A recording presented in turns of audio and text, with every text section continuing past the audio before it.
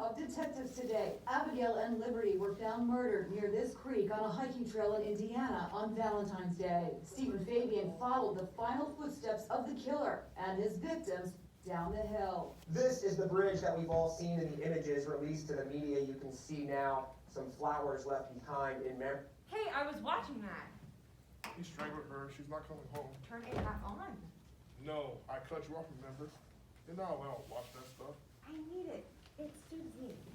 Don't judge me. I'm not judging you. I'm disciplining you. I did nothing wrong. My mother is the one who just decided to show up out of nowhere and... Stop! I just spent 40 minutes calming your mother down, and she will be here soon. You need to be a big girl and face your big girl problems. No more dead prostitutes on the autopsy channel until you do that. Why do you have the key to my room? Because I paid for it? Because we're... Did you pay for my mom's key too? Yes. Because we're poor now. That's what I'm going to talk about at dinner. Your mother be here soon. I decided I won't see her. Excuse me? What? I'm grieving my father's death. My mother brought up a man with her to the meeting about his estate. That is so disrespectful to my father. Your father's dead. His feelings don't matter. Max! Susanna, you made a big scene in the lobby. You made your point. I won't see her. So, how's it going to work? I go to dinner with your mother and her man friend. You stay here and cry while she takes all the money? Never let that happen. You know, I might. I don't like this weepy wah-wah thing you're doing. Max, I don't respect it. I'm grieving.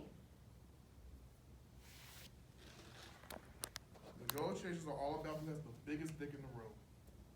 Be sad. Grieve. But do it for big dick. Grieve with a big dick. Yeah. That's not possible.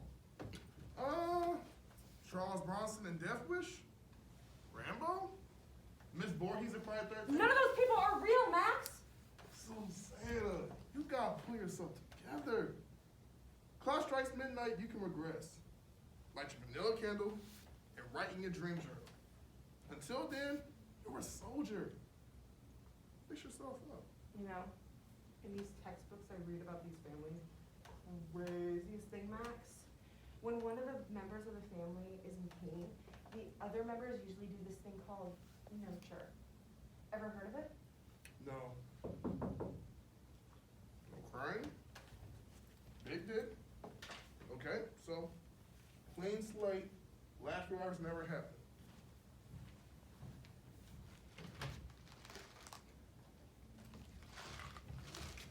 I'd like to welcome my two favorite ladies to New York City. We're all so glad we're here because we love each other so much, etc., etc.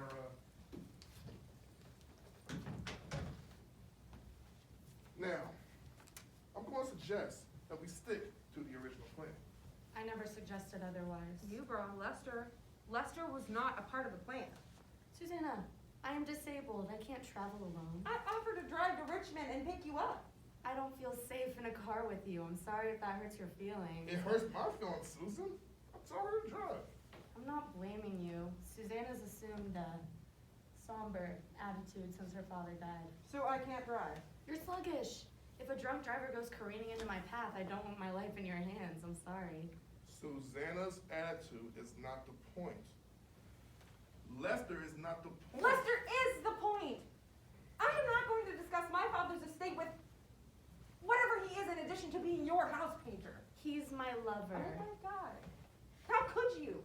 Listen to me. Your father died 6 months ago. It was 3 months ago. 4 months ago. You didn't lose a child or even a breast. Your father died of natural causes after a life well lived. It's not loss, it's transition. How could you? It's a huge loss. It's an old man dying peacefully. It's not tragic. He was my dad. And you're an adult. This is a costume. What, my clothes? The black dress. You're infatuated with your grief. You think you finally found something that will distinguish you. Okay, that's enough. It's not a distinction, Susanna. A parent's death is the most common of milestones. My proposal is that we keep to the plan. We go to dinner, we talk facts and figures. Lester can join for dessert. No, I won't leave him sitting in a room while we have our nice dinner. See, this is the point. It's not going to be a nice dinner, Susan. We're here to talk about your finances. I don't discuss money at the dinner table. You grew up in my household, you know that. Oh, no. You agreed to this. I agreed to hear your opinions. They're not opinions. I am perfectly willing to have a conversation about the estate, but not over dinner. Some women, Marilyn Monroe, Princess Diana, are sensual in grief. You are not. Max! Susan, please. Do you disagree? Look at her. Let me tell you something. Susanna can be fixed. I'm not worried about Susanna. Your financial health, on the other hand. Lester and I will meet you downstairs for dinner.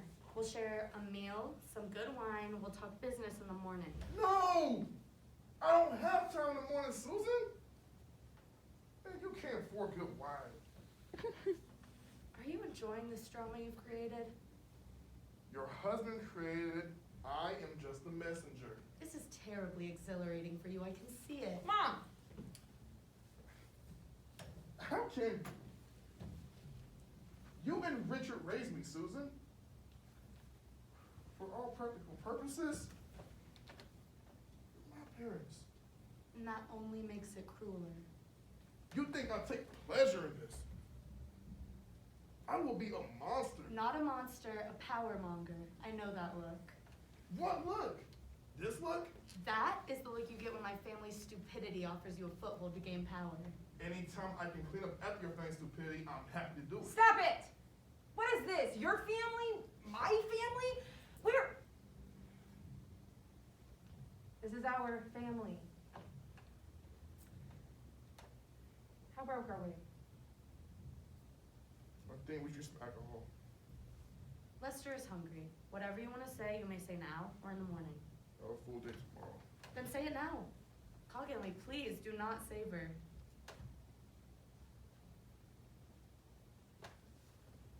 The business hasn't turned a profit in nearly a decade. Richard burned through a lot of your savings, patching holes, keeping it afloat. I think it was largely sentimental. It's no funny business. You got the time to turn. Are we broke? No, but your savings are thin. I have a plan I like to propose. I have a very hard time believing this, Max. Yoshi certainly would have told me if... Yoshi wants some objectivity? You'll be the first to admit that. Nonsense. He's a Japanese businessman. His objectivity is all he has. Mom, that's racist. Send me the figures. I'll show them to my financial advisor. Your financial advisor is Yoshi. Correct? Yoshi wishes to no longer be involved. Because you bullied him into your zeal to seize power. I'll bring him back. There's no power to seize, Susan!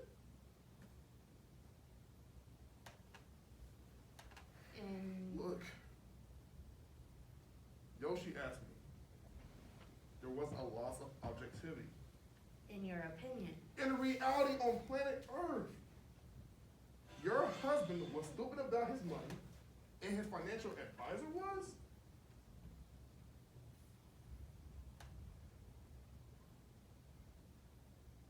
There was a romantic situation, and I'm sorry. Oh, you are devious. Romantic? He means homosexual. I don't think we can get to labels. Gay? Bi. Let's say our father was bi. You don't believe in bisexuality. I'm very upset with you, Max. Me? Lester and I will be having dinner privately and returning to Richmond. Susan, you gotta face this. I hope you enjoyed yourself. You could have done this in an email as I begged you to do. And you're welcome to join us for dinner if you're prepared to apologize to Lester for your dramatics. Mom, you need to stay with me and fix this. No good deed goes unpunished. You were a good deed. I know that. I took you into my home. Mom, stop. You did. I owe your family a debt and I raised our payments tonight. Let me help you. I manage money for a living, Susan. I make people rich. You could do worse than heaven. You are a rich man. family in a 2-star hotel. That's what you are.